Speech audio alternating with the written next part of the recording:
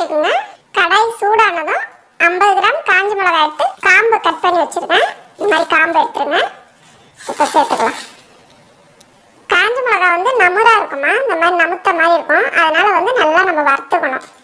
மீடியமான தீயில வச்சு வறுத்துக்குங்க. ஃபாஸ்டா வச்சிங்கன்னா நெடி ஏறும். இது கூடவே கொஞ்சம் கருவேப்பிலை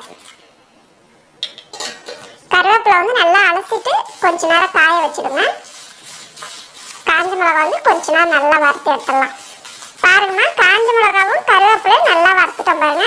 நமக்கு நல்லா சவுண்ட் வருது பாருங்க, கலகலன்னு. இந்த மாதிரி இருக்கிற டைம்ல நம்ம எடுத்துடணும். இட்லி பொடியில வந்து கருவேப்பிலை சேர்த்து செய்தா ரொம்ப நல்லா இருக்கும். அதனால கருவேப்பிலை சேர்த்துக்கங்க மறக்காம. இப்போ நம்ம எடுத்துடலாம். இந்த மாதிரி வறுத்து வச்சுக்கோங்க. 100 கிராம் கடலைப்பருப்பு எடுத்துருக்கேன். இது சேர்த்துக்கலாம். கடலைப்பருப்பு வந்து நல்லா க்ளீன் பண்ணிடுங்கம்மா. கல்லெல்லாம் இல்லாமல் க்ளீன் பண்ணிக்கோங்க. கொஞ்ச நேரம் கடலைப்பருப்பு நம்ம வறுக்கலாம். கடலைப்பருப்பு அந்த பச்சை வாசனை போகிற அளவுக்கு ஒரு 2 நிமிஷம் வறுத்தலாம். இப்போ இது கூடவே இந்த டைமில் உளுத்தம்பருப்பு சேர்த்துக்கலாம். 100 கிராம் கடலைப்பருப்பு எடுத்துருக்கோம். 150 கிராம் உளுத்தம்பருப்பு எடுத்துருக்கோம். அதே மாதிரி உளுத்தம்பருப்பு நல்லா க்ளீன் பண்ணிக்கோங்க. ஏன்னா இட்லி பொடியில் கல் இருந்ததுன்னா கஷ்டம். அதனால வந்து நல்லா க்ளீன் பண்ணிடுங்க. அது கூடவே மீடியமான தீயில வச்சுக்கோங்க. அது கூடவே 1 ஸ்பூன் மிளகு, வெள்ளை எள்ளு 50 கிராம் எடுத்துருக்கேன். நம்ம வந்து வெள்ளை எள்ளு வேணுனாலும் சேர்த்துக்கலாம், கருப்பு எள்ளு வேணுனாலும் சேர்த்துக்கலாம். அதே மாதிரி எள்ளு வந்து க்ளீன் பண்ணிக்கோங்க. இப்போ கொஞ்ச நேரம் நல்லா வறுத்துக்கிட்டே இருங்க. நல்லா பொன்னிறமாக வரணும். அந்த அளவுக்கு நம்ம வறுக்கணும். பருப்புலாம் வந்து பச்சையா இருந்தாலே நமக்கு வந்து இட்லி பொடி வந்து பச்சை வாசனை தான் வரும். அதனால வந்து பருப்பு ஐட்டம் எல்லாமே நல்லா வறுத்து எடுத்துக்கணும்.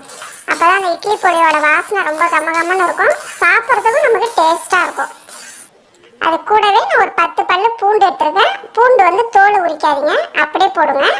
இது நல்லா சூடாயிடுச்சுன்னா நம்ம கூடவே மிக்ஸில் அரைக்கிறதுக்கு கரெக்டாகிடும். பூண்டு வந்து சேர்த்து வறுத்துட்டு அரைங்கம்மா, நல்லா இருக்கும். ரொம்ப இட்லி பொடி வாசனையாக இருக்கும். பூண்டு வாசனை நல்லா வரும். அதே பச்சையா போட்டுறாதீங்க, இந்த மாதிரி கூடவே போட்டு வறுத்துருங்க. பாருங்க, பருப்பெல்லாம் நல்லா நமக்கு செவந்து வந்துருச்சு பாருங்க. ரொம்ப கருப்பாகவும் ஆகக்கூடாது, ரொம்ப வெள்ளையாகவும் இருக்கக்கூடாது. இந்த அளவுக்கு மீடியமான அளவில் இருக்கணும். நல்லா பொன்னிறமா இந்த மாதிரி வறுத்துருங்க. அதே மாதிரி வந்து கடாயில எண்ணெய் சேர்த்துட்டு வறுக்கக்கூடாது. ஏன்னா நமக்கு ரொம்ப நாளைக்கு வைக்க முடியாது. நீங்க இந்த மாதிரி செய்றீங்கன்னா தான் நம்ம 1 மாசம் வரல வச்சுட்டு சாப்பிடலாம். இது கூடவே வேர்க்கடலை வேணா கூட சேர்த்துக்கலாமா. ஆனால் வேர்க்கடலை வச்சு சேர்த்தோம்னா ரொம்ப நாளைக்கு வராது, எண்ணெய் வாசனை வரும். அதனால தான் நான் வேர்க்கடலை வைக்கல. உங்களுக்கு தேவைன்னா நீங்கள் வேர்க்கடலை சேர்த்துக்கங்க. இந்த டைமில் 1 ஸ்பூன் பெருங்காயம் சேர்த்துக்கலாம்.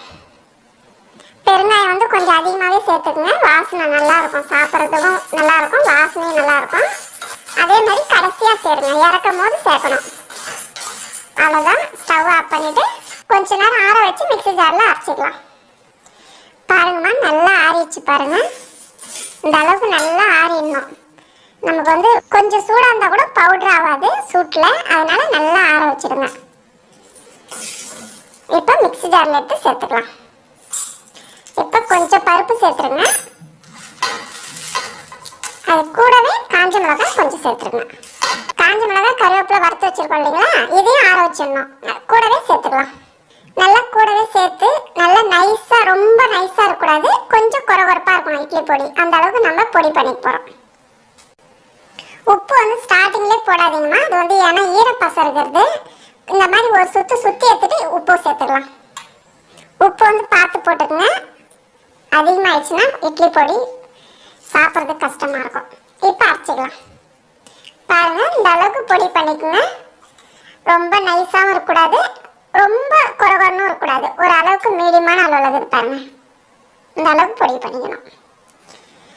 அவ்வளோதாம்மா, நல்ல டேஸ்டான இட்லி பொடி ரெடி. அம்மாவோட வீடியோஸை சுட சுட தெரிஞ்சுக்க மறக்காம நம்ம சேனலை சப்ஸ்கிரைப் பண்ணிக்கோமா.